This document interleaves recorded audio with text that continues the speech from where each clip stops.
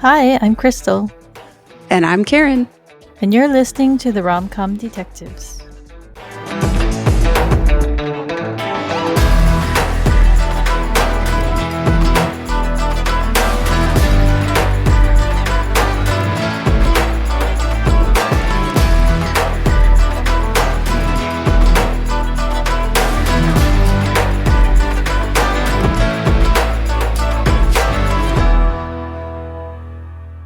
Welcome to Rom-Com Detectives, episode 21, Calibrated for Evil, the next episode in our Mentalist unit. Today, Karin and I will be breaking down the 10th episode of the first season called Red Brick and Ivy.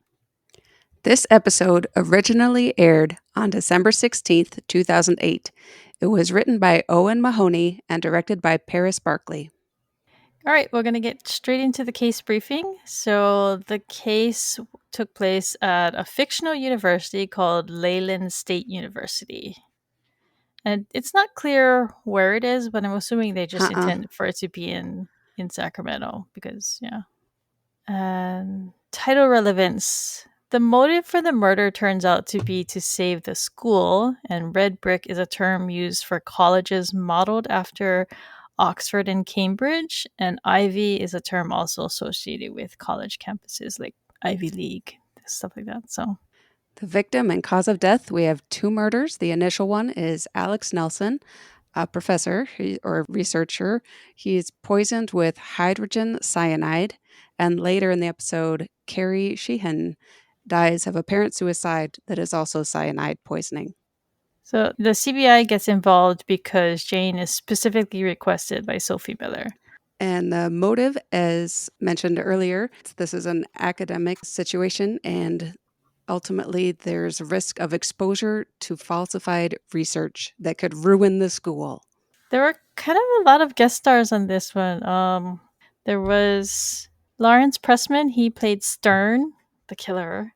He is from General Hospital, and he was on quite a few seasons of Doogie Howser, the old one, not the new one set in Hawaii. There was Sarah LaFleur. She's from Ugly Betty. She played the widow. Then there was John Aylward. He was Stutzer. He's from ER and The West Wing. There's Deborah Ann Wall, who I recognize from True Blood. Even though she only had two small scenes, I looked it up, and she did this guest star appearance the same year that the first season of True Blood came out. So this was kind of before she became really big. So, and then finally there's Elizabeth Rome, who plays Sophie Miller. She was on quite a few seasons of Law and Order, and she was on Heroes. And it's so funny because I was watching some Magnum PI last night, and she was in the first episode that I started watching with. Funny. She was the killer. Oh, no.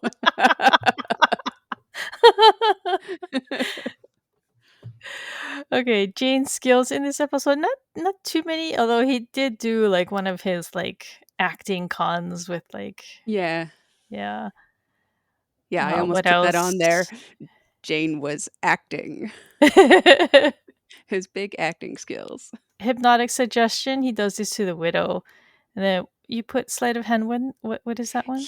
He does a trick with the monkey. Oh, the monkey. That's right. Makes a banana disappear and reappear. That was so cute. Yeah.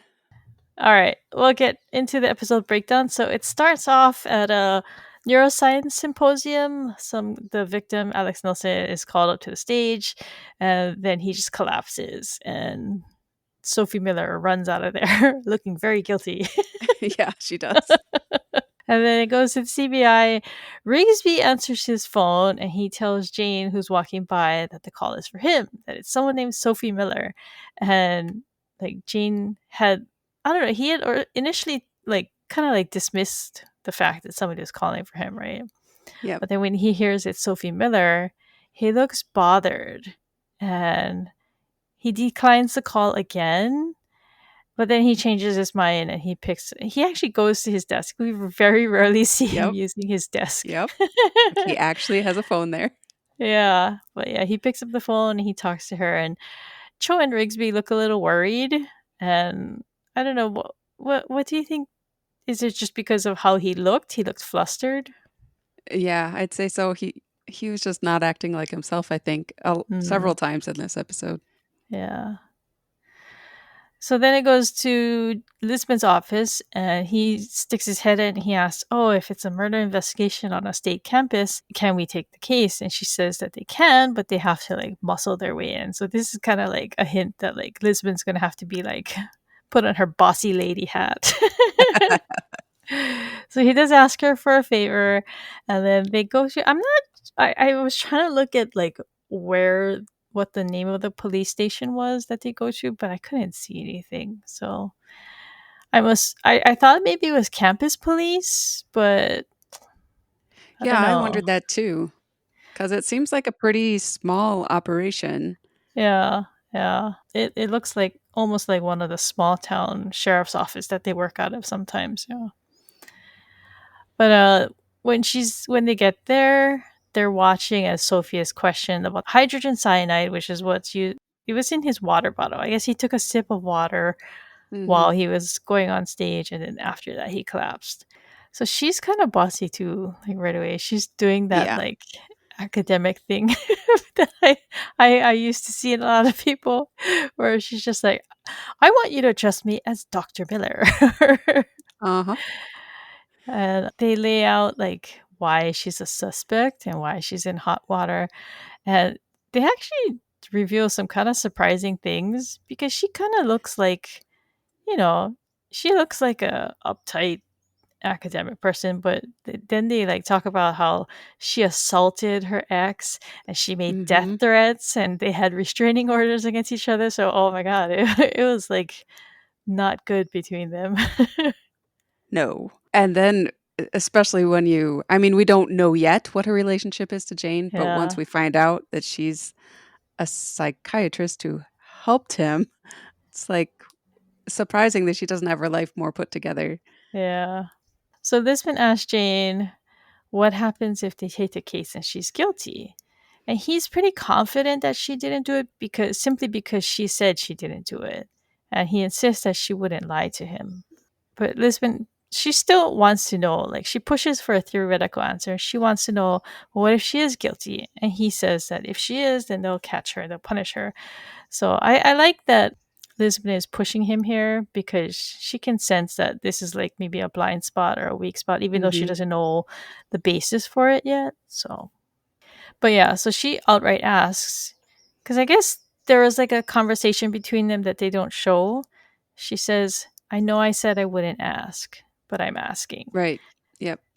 Yeah, so they must have like gone through this in the car or something. And then he just tells her, "You don't want to know," which Dun dun dun. yeah. But then it goes to Lisbon. She's fighting for the case for Jane because he asked her for a favor. And she's pretty aggressive, like to the point where I was like, "Ooh, ouch." She tells the guy the guy in charge. I don't know if he's a detective or a chief or I don't know what he is. He's wearing a kind of generic uniform. But Yeah. she says Leyland is a state university. We automatically offer our services when local agencies aren't equipped. Uh huh. Ouch. But basically, they're arguing. She's arguing that Sophie Miller isn't necessarily their only person they should be looking at. And then, right on time, an officer brings a poster that was found on campus by a animal rights group, and it's like basically what would you call it? They're like taunting the fact that the victim, Alex Nelson, is dead because I guess he was testing animals. So Yeah. They flat out claim it, which is a bold move. back in the CBI, Lisbon is showing the poster to Manelli, and they're talking to some guy from the university. I guess he's the chancellor, Chancellor Hmm. Stern. And she mentions that the poster also threatened Professor Stutzer, who is a neuroscience at the university. He's the founder of like this institute that's doing a lot of research. And the guy Stern explains that like, oh, his research is like super important. It's the university's linchpin. Everything could topple over if it turns out that something's if there's some kind of scandal. And so I like that Minelli assures him that he's going to put his best people on it. They're going to guard him. They're going to guard Stutzer. And he says that Lisbon team has the highest clearance rate in the state. So this, I think, is the first mention we hear of how successful Jane is. Or have they mentioned it before? I can't recall. I know they do mention it at other times, but I don't remember if this is the first. I think this is the first as far as clearance rates. Because, I mean, Minelli, I think in episode 1 or 2, he says that Jane closes cases like Y- nobody else, but Yeah, he hasn't mentioned like specifically a clearance rate or and sure. like how they compare statewide. So, but I liked his 180 because as soon as Stern leaves, he's like, "Why'd you take an animal rights case? Oh my god!" He's like not actually as confident at all as opposed to what he just told the guy. And she tells him, "Oh, I didn't know that it was an animal rights case until it was too late. She had already committed." Mhm. He tells her she better close the case quickly. The This next scene is such a good scene. It's so good. Yeah. So Jane goes to Lisbon's office to thank her for not telling Manelli that she took the case because of he asked her for a favor, and she doesn't answer him because she's mad. Oh, yeah. He's like, yeah, he's like, hello. She asks him for the truth, and he makes a Star Wars joke. He says, "The truth is Darth Vader is Luke's father." I love it. And then she gets even more mad. She slams a file cabinet shut, and she says that she stuck her stupid neck out for him a lot of times and she deserves the truth. So he closes the door and he admits to her that Sophie was his doctor.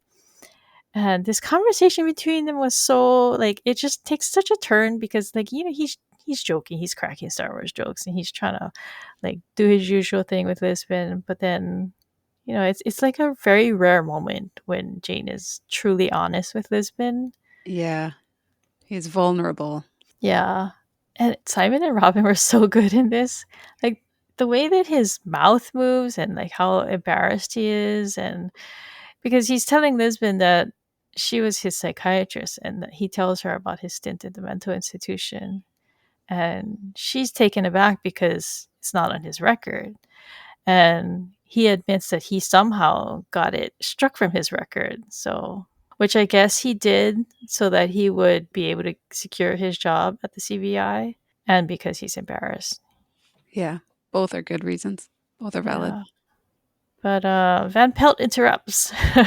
Yes. She opens the door and she's going to update on the animal rights people.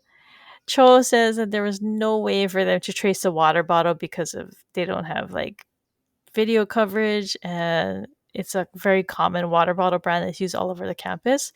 So that leads Lisbon and Jane to go back to the school so that they can talk to Stutzer. And then when they're there, they meet Carrie Sheehan, who's the second victim. She's still alive at this point. Yeah. But Jane asks her if she knew the guy Nelson, and she's pretty overcome. And she eventually says that he was a good man. So it kind of hints that, like, because she says she was a TA, so they were supposed to be just colleagues, but it kind of seems Mhm. like they're more. Yeah, she's grieving pretty hard. So they go to talk to Stutzer, and he's kind of brutal. I mean, he praises the guy who died, but then he's like, "Oh, but this could have come at a worse time. It's gonna set us back months." It's like, wow, dude. At this point, he's reluctant to share details of his work, but Lisbon, I thought it was interesting. She's like, all CBI agents are required to sign a non-disclosure agreement. And so that like opens him up. But like she said agents, do you think that includes Jane? He must have had to sign one too, right? Yeah, I don't know. I'm not convinced that she's being fully truthful. I don't know. It Yeah. just seems Yeah. like she's just like, they're investigating. He's just holding up their case. I don't know. But so he tells them that they're curing evil and banishing the devil, which I was very amused by since we also do a Lucifer unit on this podcast. Yeah, yep.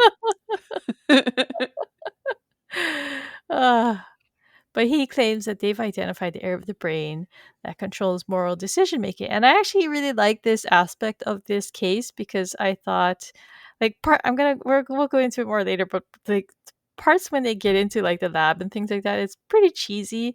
But I like the concept, like the idea behind Mhm. like their research was really interesting. And I think it's especially interesting given how Jane is and like the flashbacks that we get. Lisbon asks why the animal rights activists are after them. And so he takes them into the lab and they meet Susie the monkey. And he says that she used to be violent over food, but now she's really happy thanks to the work that they're doing. And okay, so I was confused because, at the end, like, we're Yeah. skipping ahead a little bit. At the end, Sophie's like, it works, it works. But it's like, if they're so happy that it works, like, weren't they like it already worked on Susie, so is it just Yeah. because later like it hadn't yet worked on humans or I mean, yeah, I think that's what they're going for. okay, okay. But this is where Jane does the magic trick for the monkey. And it was so cute the way that she reacted. She loves his magic trick. He makes a because she offers him a little banana and he like does a magic trick and he makes it disappear. And she actually laughs at it. Yeah. It's so cute. So Lisbon warns Stutzer to be careful. He says he's not intimidated, and he actually shows them a handgun he keeps in his office, which I was like, oh, okay, that's Yay. kind of brazen, especially when you're showing it to an agent. Yeah. And then, funnily enough, right after that, he's like, "We're trying to create a world of peace. Just ignore my gun."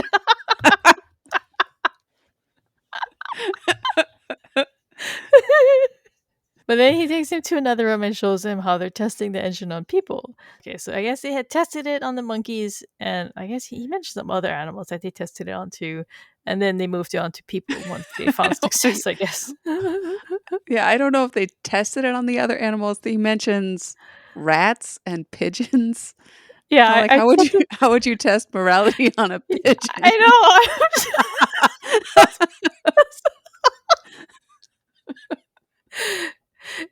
They test how vigorously they eat feed from your hand. Oh my god, this pigeon bit me.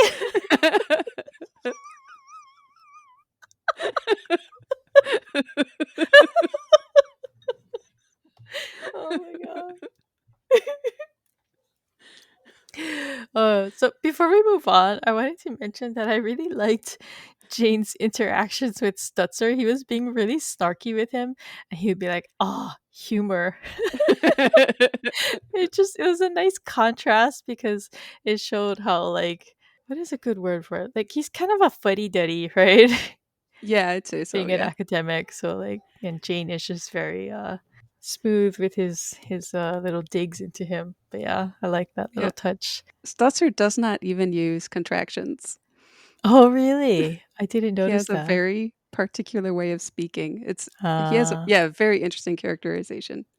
Outside, Sophie runs up to Jane and Lisbon. After some awkward introductions, Lisbon says she'll go wait in the car, and so that leaves Jane alone with her. And she's just thanking him for getting her set free, I guess. But he says that was mostly the animal rights people. And then she talks about having had issues because I guess he asked her why she's not practicing anymore, like how when he first Yeah. met her. And she says that she had her own issues, and because I think he's asking her why, like, he starts hearing all these things about her, like restraining orders and death threats and assault. Yeah. So that's when she talks about her issues, and it's like what you said earlier. Yeah, like she sounds kind of unhinged. Yeah, she really, really does. And not necessarily someone that you wanna, she says it herself, who would consult a sick doctor. So she decided to cure evil. Yes. So it was an interesting interaction between them because you can tell that they're attracted to each other, even though they have Mhm. this doctor patient relationship. And I think that's where the awkwardness comes from because they know that it's not right. Like, Although I think both of them maybe for different reasons, like because it also like points to like this is about a morality engine, and like Mhm. what she's doing is very immoral, because when you think about it, the position that Jane was in, she was at a severe advantage over him Yep. mentally and emotionally. And for her to like give off enough signals that, there's they have this mutual understanding that, they're attracted to one another, it's highly inappropriate. Yes. Yes, and you do wonder if they cross that line because they never specifically say that Yeah. they do, Yeah. but, like, she flat out says, "What can I say? I'm just drawn to controlling but damaged and emotionally unavailable men," which could totally be it. It sounds like it's a little inside joke between them, like she was attracted to Jane, who was Yeah. Yeah. damaged and emotionally unavailable. Yeah. And like I said, that it puts her at an extreme advantage over him. So yeah, highly unethical. But this is where we get a flashback to Jane's time at the mental institution, and Sophie has brown hair in this one, and that becomes an important thing later. And then I thought it was also interesting that when she starts pushing back, when she says, "Are you interrogating me?" He immediately gets really nervous. Yeah. Like he laughs it off like, "Oh no, no, no, I'm not," So he seems acts almost like you can kind of see his affection for her Mhm. or Like, attraction. there is a power balance at play Yeah. here. Like, Yeah. she holds the power. Yeah.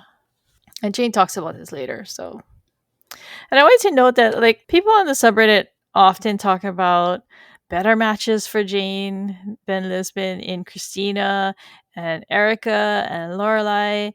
But I don't know, this little scene between Jane and Sophie I thought showed more chemistry between them than even Christina. I don't know. I never really Yeah. I like with Christina it felt more like, and this is getting a little ahead, but with Christina, it felt more like mutual understanding of each other because they were both Right.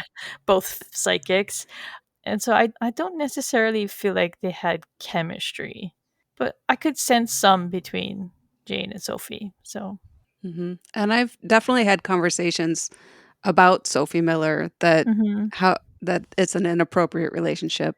But you're right, she doesn't get placed with the other women yeah, ever. It's just I don't know if that's because of how, Jane walked away from it before because it's all in the hmm, past or that we don't know the specifics, but they never, like, pursue anything in the now. yeah, and it's like they could because she's not his doctor any longer. Right. Clearly, Right. and she's in a completely different field, but Right. yeah. So back at the CBI, the team is looking at traffic cam footage. Rigsby identifies a bear sticker on a van, which leads them to a warehouse. And so the three of them lead a raid on that warehouse or warehouse. I thought it was so funny because like this scene suddenly got very like it was filmed very differently. Like Yeah. it was like shaky cam and like frantic and everything, and like it was kind of over the top. Yeah, it was. Mr. Rigsby's like, "Oh, we don't know what's inside. Things could get nasty." It just the way that it was set up, it just kind of seemed like very suspicious. Like, oh, there's not going to be anything in there. And sure enough, they storm into the building and they find a man in a wife beater with tons of cats around him. Cats. Cho's nightmare. That's right.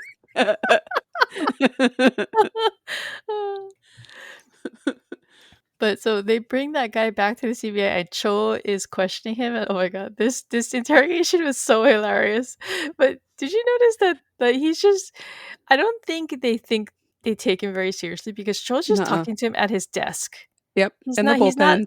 He's not questioning him in the interrogation room. Right, right, yep, that's one of the notes I made. It's just like they're just no, they didn't take this guy seriously at all.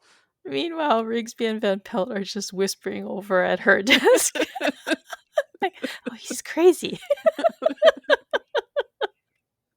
But oh god, the way that Cho's like the way that his lines are written and the way he delivered them was so good. But yeah, so they like decide that, oh, this guy's not together. So they call Lisbon and they tell her, and so now that they don't have this animal rights lead, Jane suggests they go talk to the widow. So they go to talk to Nelson's widow, and Lisbon is talking to her while Jane looks around at photos in the apartment. And so this is a little detail that becomes important later too. So, or not very soon actually, because he asks her, he finds a picture of Alex and the widow, and he says, "Oh, is this you?" Because I guess she looks so different, and it's because Hmm. she was a brunette, and there's a picture of them on the beach, I think. And she tells Lisbon about an argument that her husband had with a woman named Rosie, and he tells her it was about work. So now they got to find this Rosie lady because they think he was having an affair with her. While they're talking to her, Jane kind of guesses that Alex was like the controlling type. He Hmm. grabs her by the hand. This is where he uses like his hypnotic suggestion. He tells her, "When this is all over, I want you to go someplace beautiful. Just fly away and start building a new life." And I thought this was interesting because this is actually advice that they bring back later. They show us that this is what people started telling Jane after his family died. Hmm. So once they're outside, Jane is telling Usman that she couldn't have killed her husband unless someone told her to. Did you? I like how Lisbon mocked them. Yeah, She's like, "Don't listen to control freaks. Whatever you say, sir." I know. And Jane just like ignores her. It's like, But he explains that when he knew Sophie, she was a brunette, but now she's blonde. And he says that the widow was dark haired, and now she's blonde, and that they have the similar styling hair. And then Lisbon puts it together because he's telling her that they should go back and talk to the TA. And so she puts it together that, oh, she has roots too. So he must have been having an affair with her, even though she's not named Rosie. it's wild though. I know, yeah, because he's got his ex, he's got his wife, and he's got a And he's got him. girlfriend. Yeah, This guy yeah. was And not a good guy.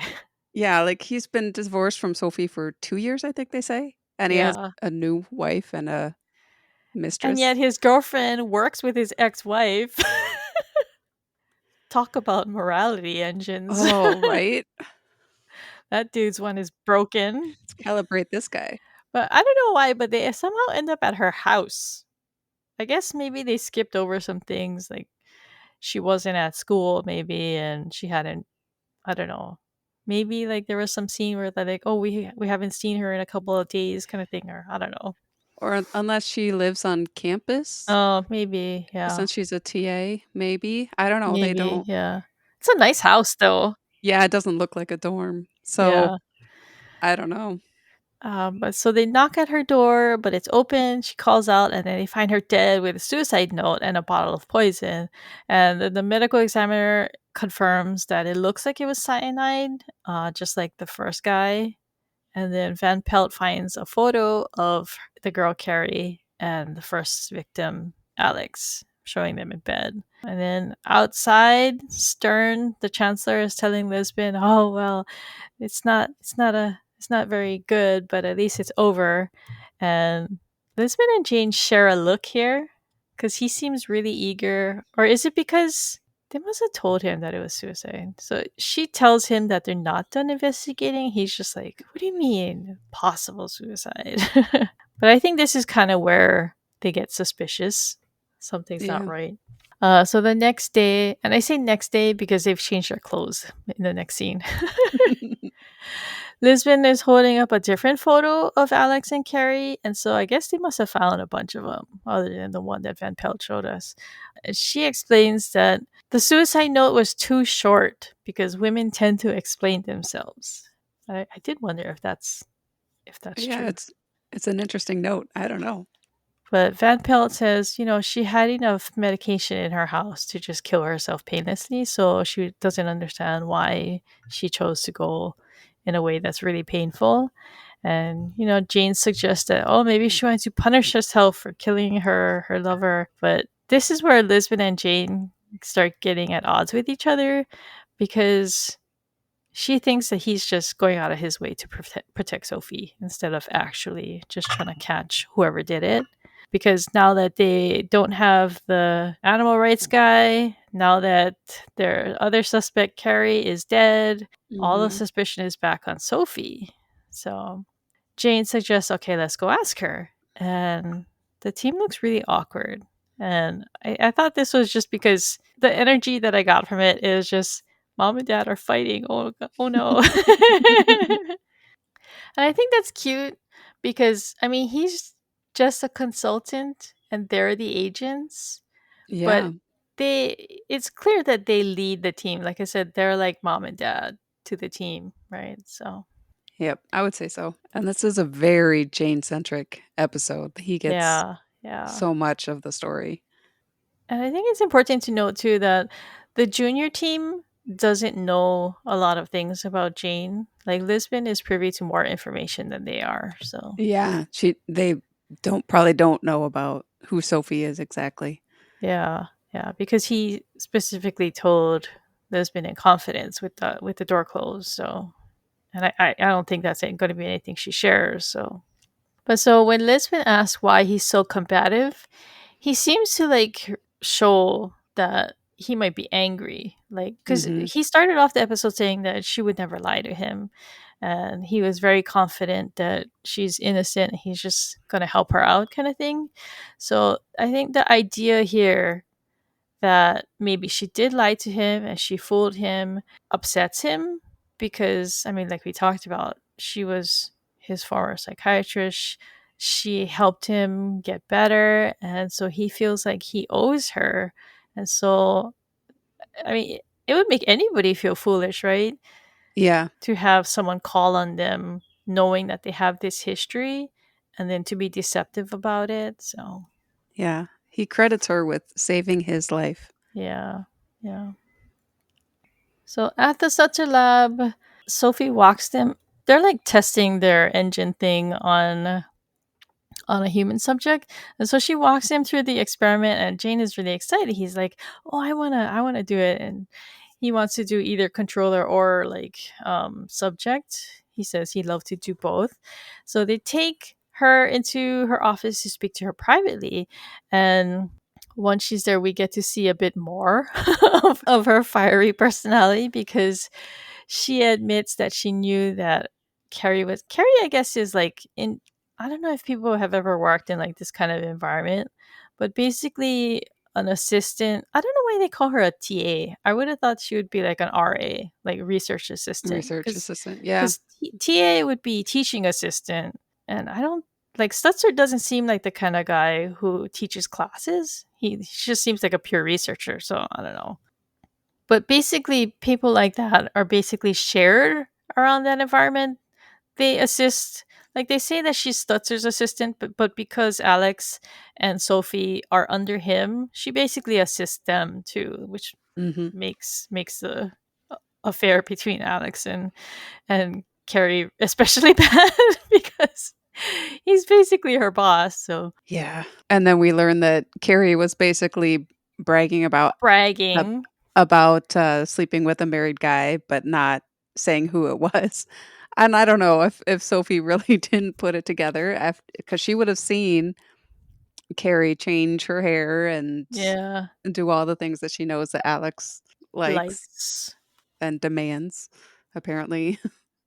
But yeah, so Lisbeth asked her why she would even tell her that she's seeing a married man. And so she's like, well, maybe she was just a silly little girl who wanted to like hide behind the rules that would she says prevent me from slapping her senseless.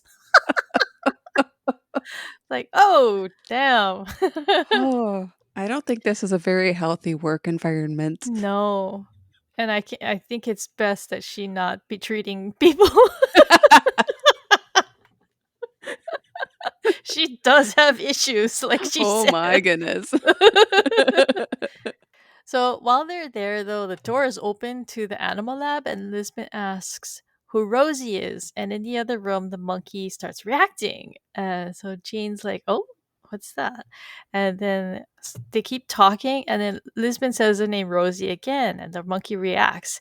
And so this tips him off, I think, to Yeah, I think something so. it's not right. He starts putting things together. So that's when he asks for a moment alone with Sophie. And then here we get another flashback. It shows Sophie talking to Jane and telling him that he can choose to fight. And then we kind of see, you can't fully see it, but it just flashes through really quickly. But there's a red John Smiley on his wall, which Uh-huh. presumably Jane put there because Uh-huh. that's his room.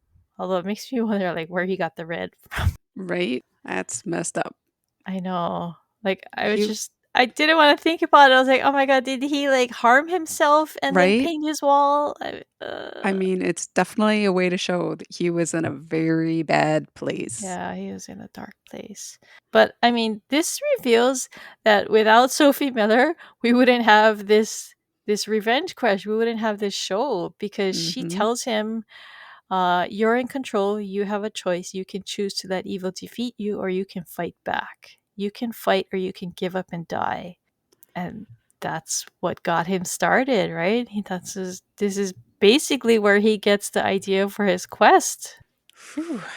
So here we have, though, that Jane is upset about the idea. He's suspicious. He figures out that Rosie is actually the monkey, not a woman, and that she switched out the monkeys, which leads him to think, oh, their machine doesn't actually work. Because if they never got it to work on the monkey, then it's not going to work on the humans either.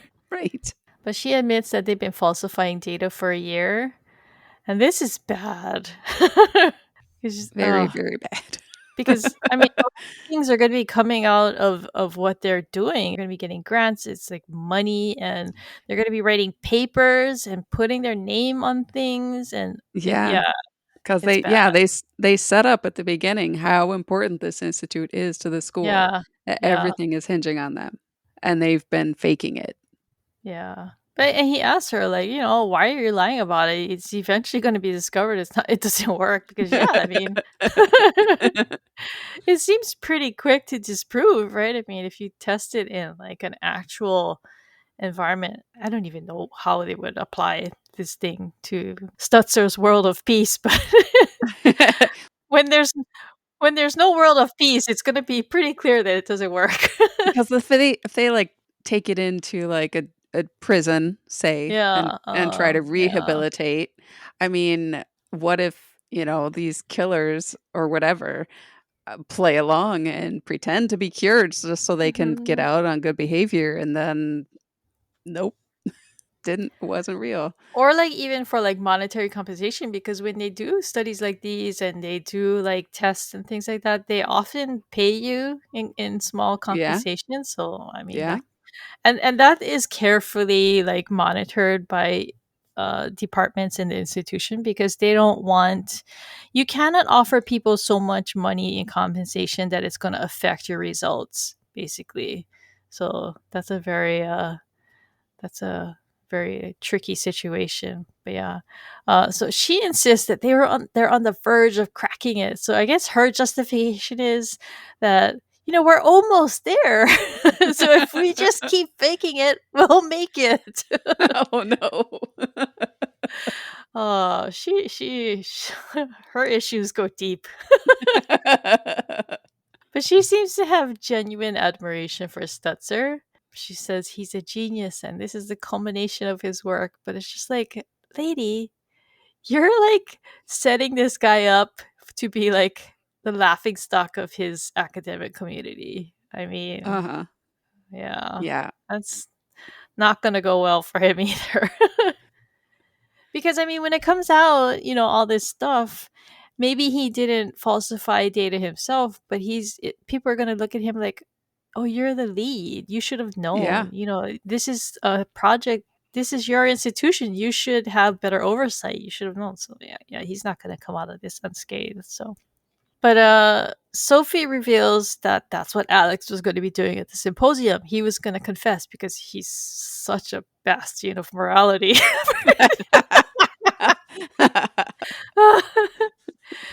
Sophie begged him not to, and she insists to Jane because, like I said, he's not angry, but he's upset. You can tell. because he Well, asked, you know, she didn't even wanna reveal that she knew who Rosie was. When yeah, Lisbon asked, "Who is yeah. Rosie?" She's like, "I don't know a woman of that name because it was a monkey." She didn't even want to just give up and say who Rosie was. Yeah, and so he tells her, you know, you knew that these two people were killed to cover this up, but like even because of the risk to her, she didn't want to tell him about it because it would expose her. So she was very self-serving here. And so he can see that she is actually, maybe she didn't necessarily kill the people, but she was manipulating him to still protect herself and her research. So she's still using him to serve herself, which is Mhm. terrible. Yeah. Even though she looks so like friendly and like, hi Patrick. I know. Oh. But he actually, because of what she did for him, he offers her the chance to run away, and he says, you can catch a plane to Brazil." And someone on the subreddit had mentioned Yeah. recently, like they had said, "Why do they mention Brazil so often?" I was like, "Huh?" Yep. And I then and I then, thought oh that my too. god. Here it is. Yeah, here it is. So we're gonna have to watch for we'll have Brazil watch. But we get a flashback again, and this time Jean is leaving the institution. He touches her arm. It's kind of like affectionate, and then he tells her thank you and goodbye, and she says, "Be well, Patrick." In a kind of suggestive tone of voice. So I love this part because, oh my god, it's so Jane. Minelli is on the phone with him and he I love says, this. "Absolutely not." And then Jane turns around to the team who's just staring at him. He's like, he said, "Go ahead. Great idea." I love that so much. The whole team is just looking at him on the phone with Manelli. I mean, like, why didn't Lisbon call Manelli? They're all there. I know. And she looks surprised, right? This she's like, "Huh? She's like, "What? He did?" He went for it?" She should know better by now. I think so. Uh, but Sophie. Okay, so this is the part that by this point, this is all acting. They've filled Sophie in on what they're trying to do. They don't suspect her anymore. They suspect either Stutzer or the Chancellor. So she's playing a role for at this point. She goes and she approaches Stutzer and she tells him, "Oh, the engine works. Come see, come see." And so they take him to the lab where Jane is strapped into the machine and they're asking him questions, like ethical questions. I guess they pose like scenarios like, "Oh, there's someone like pointing a gun at a child. Do you jump in front of the gun or something like that?" They're asking him a bunch of these questions. So Sophie shows Stutzer how like he gives the good answer and then they turn his evil meter. Like this is the part where it gets so cheesy. So cheesy.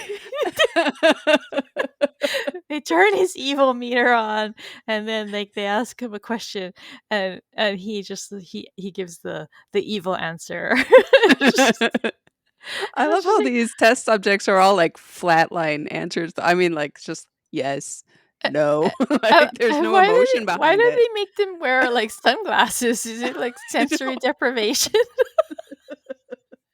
It's the Oh, brainwave. It's going straight into that one wrinkle of their brain. uh-huh. The So one that they he gotta wear pointed out on his desk. yeah. This is where the morality thing It's is. this wrinkle right here.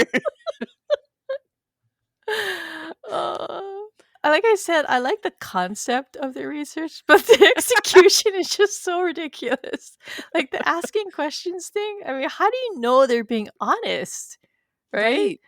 Right. Like, do they have them strapped into like a lie detector machine at the same time? Because I would think All that those that electrodes, matters. it's one of the yeah, one of the results on their chart there. But oh my god. So somehow Jane's evil it goes like closely to 100 and then it says max. he's at he's at max evil. Max evil. But oh my And god, you so he can't contain Max evil because Jane oh just lets himself he out.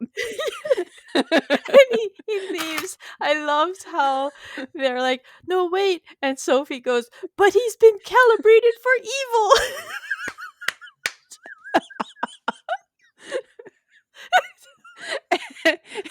And they don't know that she's lying or acting. It's amazing. She's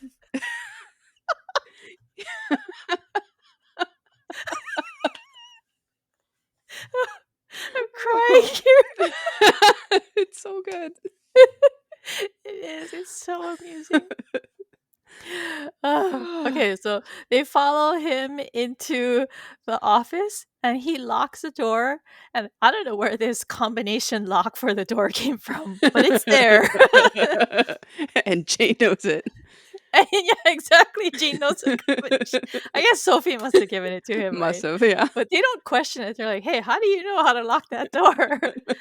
So he takes out Stutzer's gun, and then he plays the role of a crazed man. He like puts the pressure on Stutzer. He's like trying to get him to confess.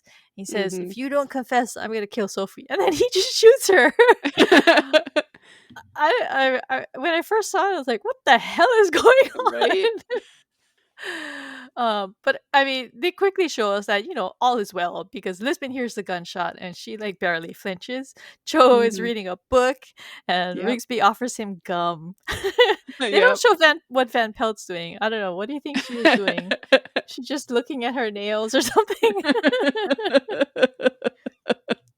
But while Jane is pressuring Stutzer to confess, he threatens Stern, and because Stern thinks that he's going to get shot next, he confesses. And Jane manages to get him to tell them where the cyanide is. He reveals that he had to protect the institute and Stutzer's reputation because if the institute falls and Stutzer falls, and the university is going to fail too, which just kind of tells you should not put all your what is the saying? Don't put all your what? Your eggs in one All your basket. eggs. Yeah. Yep. He put all his eggs in the Stutzer Institution. And that's so wild because isn't this the same guy? The killer, isn't he the same guy who is talking to them at the CBI about how they needed their best team on this Yeah. Yeah. and need to solve this murder because Yeah, I of don't the know. and yeah. It was all just an act, Karen. He needed to Oh, put on a good oh. front.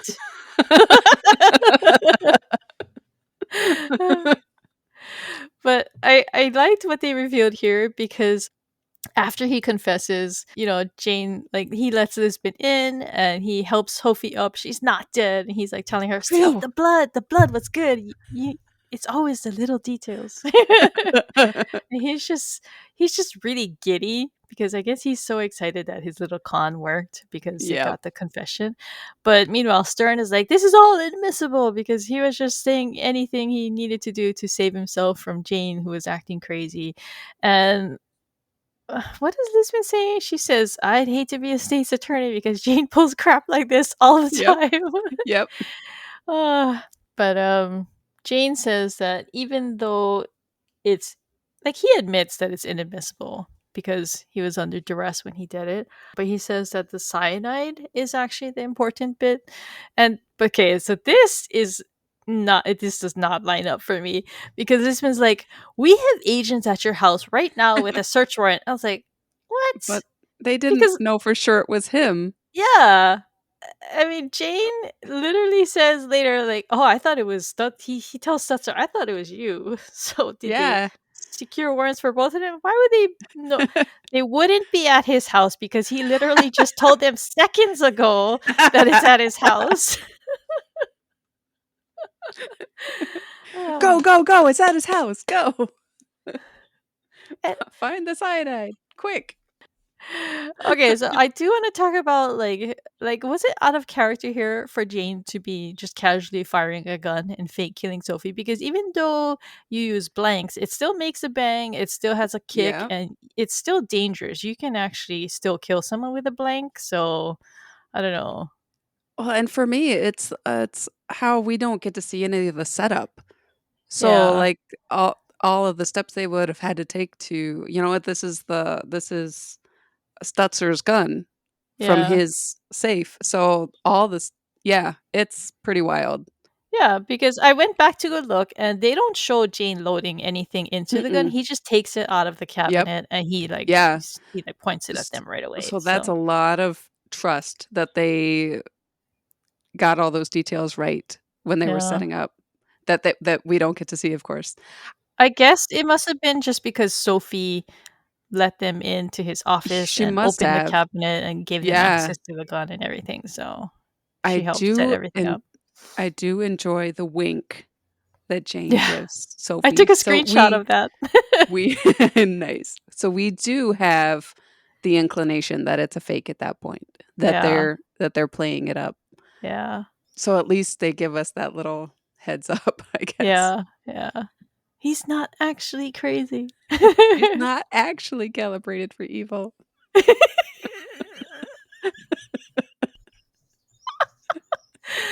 Uh, but Jane is very pleased with himself, but it's kind of sad because while he's so happy, Stutzer's world is basically collapsing Yeah.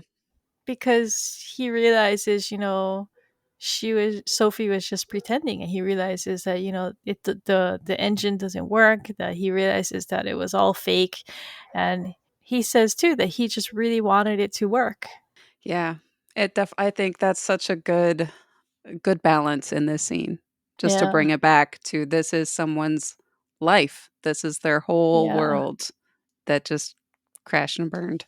And this is an aspect of Jane that's kind of uncomfortable to watch because, like I Mhm. said, he's so gleeful at having just caught this killer. Like, he has like tunnel vision. Mhm. I feel like he will do anything to catch the killer, but he doesn't really think about like the repercussions of what's going on Yeah. around him. So, I mean, sometimes he does. He usually reserves that for like the victim's family or things like that. But I think in this case, he just I get the sense that he's just kind of disgusted with all of them Yeah. because Alex, not a good guy. Stern, not a, he's the killer, and Sophie was manipulative. The only real guy who doesn't seem to have done anything wrong is the Stutzer guy. So, Yeah. but even then, like Jane is just kind of oblivious to his situation. So but so next we go to Jane and Sophie sitting on a bench outside and they're saying goodbye. And Jane is joking, "Oh, next time an ex lover of yours turns up dead, don't call me." We're even. You don't need to Yeah. tell me next time. And and they definitely are. And he's actually pretty forgiving to her in this because like we talked about what she did was very manipulative and underhanded and inappropriate given their past relationship even though he's not her patient anymore. It's just not cool what she did, Mhm. But I guess because of his past feelings for her, he forgives her. He kisses her on the cheek. I had said that we had heard like Jane and Lisbon's love theme the last episode, but I guess it's more Uh-huh. Jane's love theme because it's playing in this Okay. scene too. Yeah, so I don't know. It becomes Jane Lisbon's theme later. So often from this point on, the final scenes are like the feel good part. Mhm. Um, because it's so cute when he goes back to the car where Lisbon's waiting. She's like, "Oh, Jean kissed a girl," but he says, "Oh, it was just on the cheek." She says, "Still counts." But then she offers to let him drive because he looks pretty down, Yeah. Bummed out. and I guess it's because I mean, we're just talking about it. Like he forgave her, but it's still it must still hurt knowing that she did those things to him. But he says, "Oh, he says of course he has to like make the sweet offer of letting him drive. He has to talk his way out of it. Overanalyzed it. He says, "You hate not being the one in control, and yet you're willing to overcome your irrational fears to cheer me up." And when he says, "I love to drive," she says, "Never mind." And then she just, but that's Serves what him I right. love about them. She just cuts him off and she's like, "Nope, nope, taking it back." I was trying to be nice, but never mind. It's so cute about them. But see, Yeah, it is. that is old married couple slash mom and dad energy, not sibling energy. Ugh. All right, we're gonna get into our cold reading. We talked about this already. At what point Jane cracks the case, and it seems to be. I think it's like a combination of when Rosie reacts to her name and the way that Stern was acting when he was disappointed that it wasn't a suicide. I don't Yeah. know. It just kind of put suspicion on him.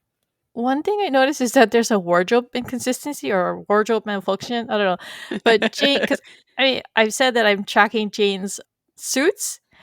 He's wearing a different suit combo when they go to talk to Stutzer, as opposed to when they go right outside and they talk to Sophie. He's back to wearing the suit that he was wearing at the beginning of the episode, which was on a different day. So hot reading.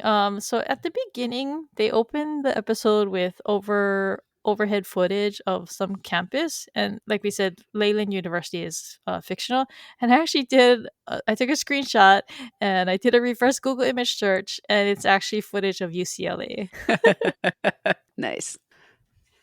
Oh, we have some deleted scenes that I took from the script.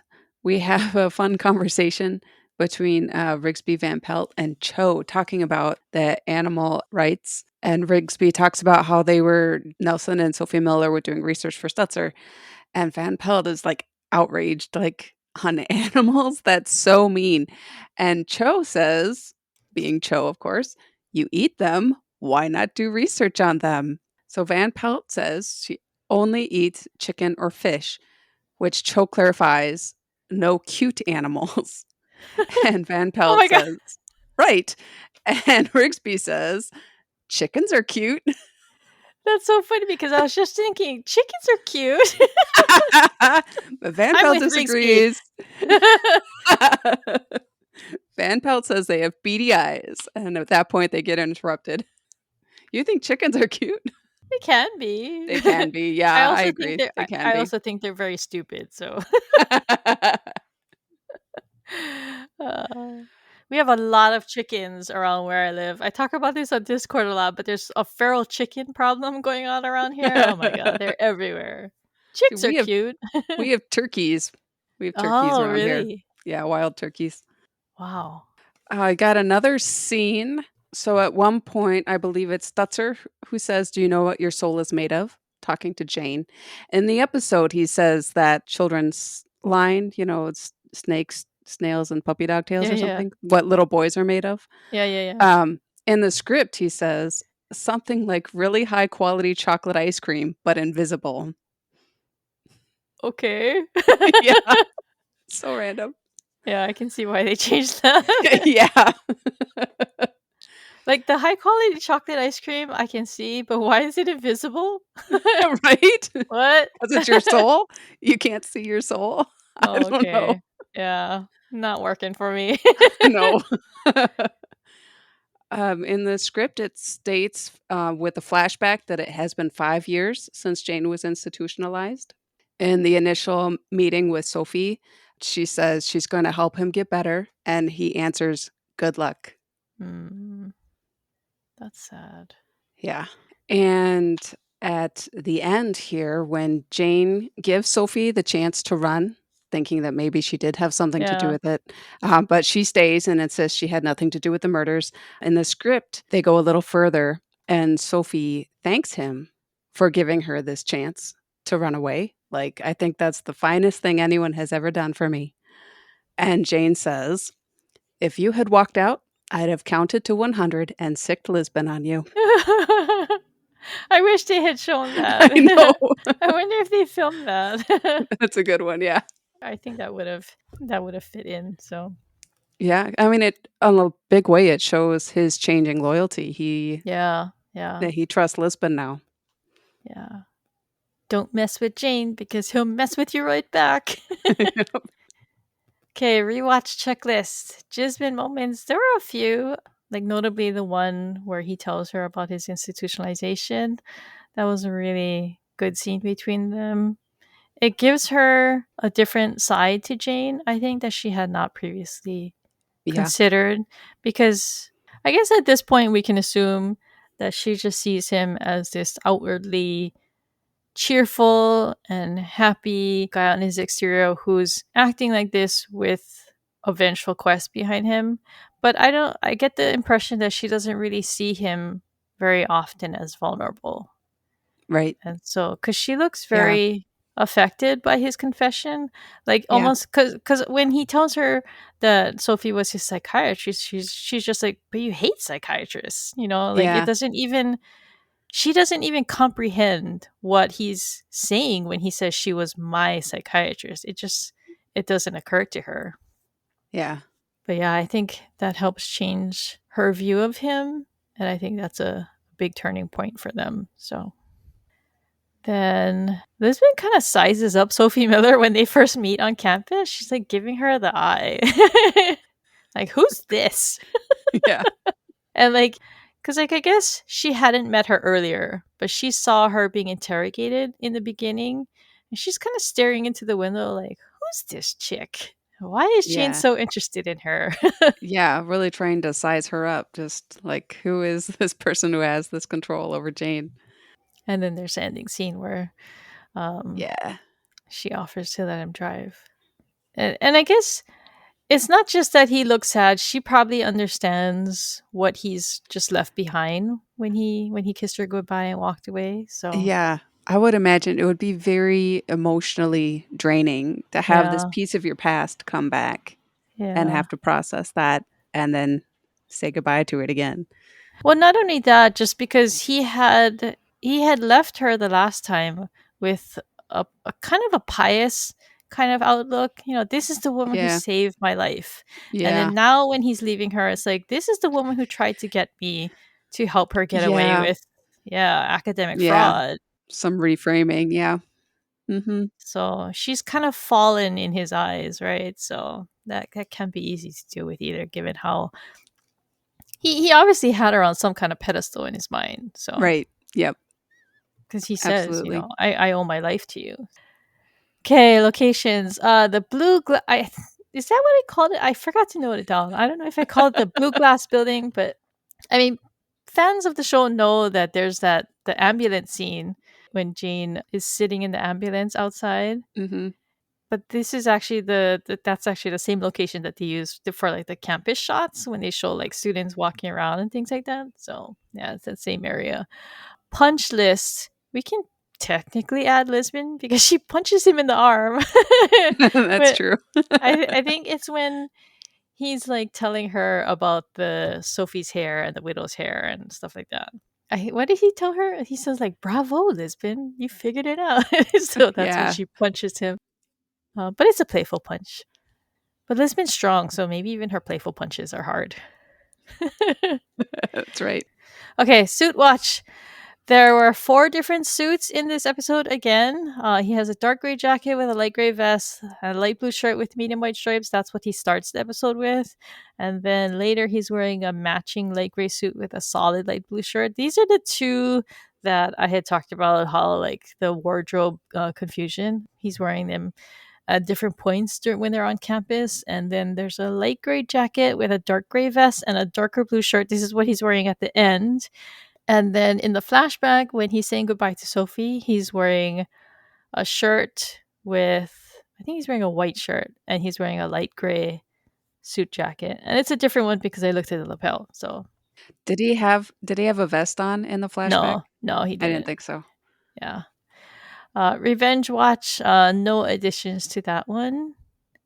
Although, actually, I mean, we get to see the origin of his revenge quest. Favorite lines. I liked what she said about what can I say? I'm just drawn to controlling but damaged and emotionally available men. Because that's basically us fans. We do love TV shows with that kind of main character, I think. But I also love his line where he says, I know there's nothing shameful about having a breakdown, but I gotta confess, I am ashamed of it. It's just such a honest view into Jane's psyche here, and it was just very heartbreaking, and I loved it. My favorite lines have all been discussed already, but, Lisbon mocking Jane with the widow when she says, "That was funny. Don't listen to control freaks. Whatever you say, sir." I love that she was like literally imitating Yes. her. Yes. Oh, you're And so then the mean, line Lisbon.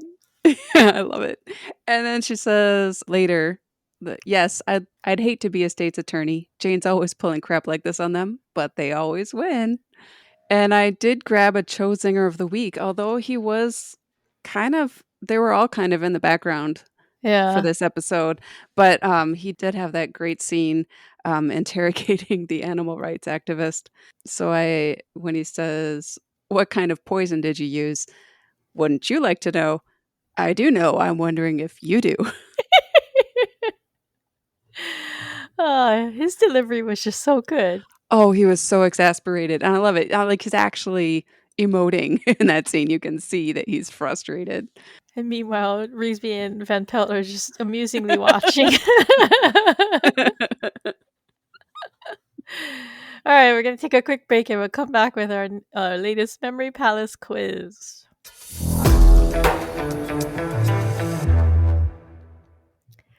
Okay, we're back and we have a new Memory Palace quiz for you this week. You can check our social media accounts for a bonus question.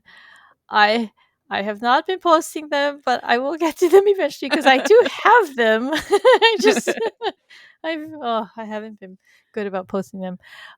So the way this works is I'm gonna ask Karin 5 questions of increasing difficulty about the episode we just discussed, and you will have 5 seconds to come up with the answer. Okay, question 1 should be easy. What is the name of the department Sophie Miller works for?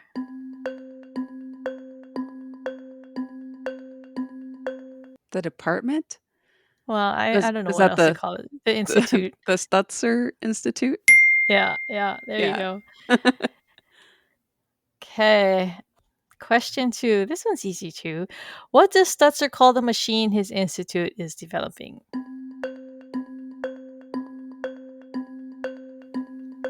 The morality device? Oh, you got it Oh, wrong. no. It's morality engine. Of course, the morality engine. What makes it an engine? I don't know. I jinxed you. Those were easy. The rest of my questions are kind of hard. Okay, good.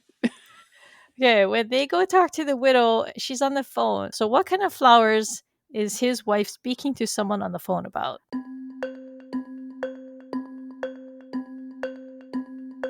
Lilies. Yeah, there you go.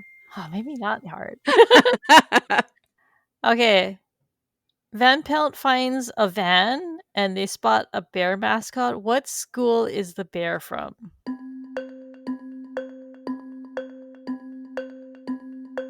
Not Chicago. I don't know. I think it's fake. They say it's Northwestern Oregon State.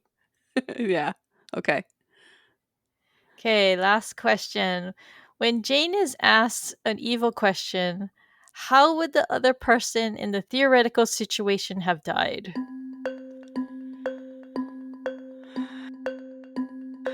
Like they give him a situation and he chooses the evil answer. How would that person have died? Oh, I don't there were a couple different ones. There was one about, is it right to eat somebody? That's probably not it. Um, Drowning? No, it's No. starvation. Starvation. Yeah, there. It was I think it was if you're stuck on an island and you have Oh, yeah, food yeah. and you have to keep it from them or You both of share you will your survive food or longer or something like that. that's right. I remember now. Alrighty. Any final thoughts? I really like this episode. It's very good for establishing a lot of things about Jean's backstory. So I love it. Yeah. Yeah, I agree. It's just there's so many emotional moments in this and just seeing Yeah. a different side of Jane because he is visibly flustered, coming up Hmm. against From the Sophie very again. start. Yeah. Yeah. Yeah. All right. If you are enjoying Rom-Com Detectives, be sure to leave us a rating or review on Apple Podcasts or Spotify. This really helps us out, so please consider doing it. If you're listening on Spotify, Reddit, or YouTube, you can leave us a comment answering our question of the week by telling us whether you are a control freak. If you'd like to join additional conversations about The Mentalist, you can visit the Mentalist subreddit at reddit.com/r/The Mentalist, you can join the Mentalist Bullpen Discord server linked in the sidebar. Although, warning, this is not good for productivity. To contact me and Karin, you can email us at host@romcomdetectives.com. You can follow us on Instagram, Blue Sky, or Threads at romcomdetectives. For our next episode, we're going to be breaking down Red John's Friends. So if you'd like to ask us a question or tell us your own thoughts about that one, you can leave us a voicemail or text message at 1-650-733-XOXO or 9696. This episode of Rom-Com Detectives was recorded on June 20th, 2025. Rom-Com Detectives Mentalist Unit is co-hosted by Crystal Watanabe and Karin Lubbers and is produced by Pico's House. Thanks, everyone. Bye. Bye.